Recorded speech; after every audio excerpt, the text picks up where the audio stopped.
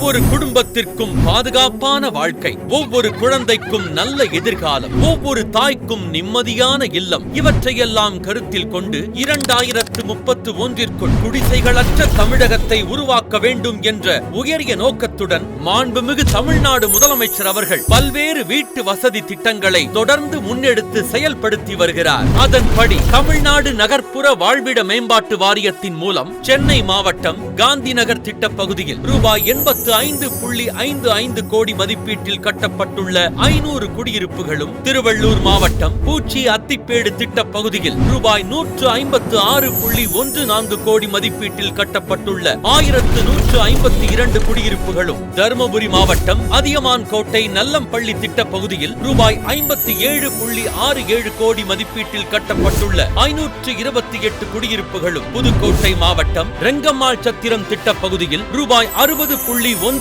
கோடி மதிப்பீட்டில் கட்டப்பட்டுள்ள 528 குடியிருப்புகளும், ஈரோடு மாவட்டம் மோதூர் திட்ட பகுதியில் ரூபாய் 45.46 கோடி மதிப்பீட்டில் கட்டப்பட்டுள்ள 516 குடியிருப்புகளும் மற்றும் ஒடையகவுண்டன் பாளையம் திட்ட பகுதியில் ரூபாய் 40.52 கோடி மதிப்பீட்டில் கட்டப்பட்டுள்ள 384 குடியிருப்புகளும், தேனி மாவட்டம் உத்தமபுரம் திட்ட பகுதியில் ரூபாய் 39.14 கோடி மதிப்பீட்டில் கட்டப்பட்டுள்ள 336 குடியிருப்புகளும், நீலகிரி மாவட்டம் நடுஹட்டி திட்ட பகுதியில் ரூபாய் 22.16 கோடி மதிப்பீட்டில் கட்டப்பட்டுள்ள 164 குடியிருப்புகளும் மற்றும் சேரங்கோடு திட்ட பகுதியில் ரூபாய் 18.92 கோடி மதிப்பீட்டில் கட்டப்பட்டுள்ள 152 குடியிருப்புகளும் ஆக மொத்தம் ரூபாய் 525.75 கோடி மதிப்பீட்டில் 4260 குடியிருப்புகளுக்கான பணிகள் முடிக்கப்பட்டு அடிப்படை வசதிகளான குடிநீர் வசதி, மின்சார இணைப்பு, தரமான சாலை வசதி, தெருவிளக்குகள், கழிவுநீர் வடிகால் அமைப்பு மற்றும் கழிவறை வசதிகளுடன் ஏற்படுத்தப்பட்டுள்ளது. சென்னை பெருநகர வளர்ச்சி குழுமம் சார்பில் பெரம்பூரில் ரூபாய் 1.43 கோடி மதிப்பீட்டில் 45 நபர்கள் அமரும் வண்ணம் குளிரூட்டப்பட்ட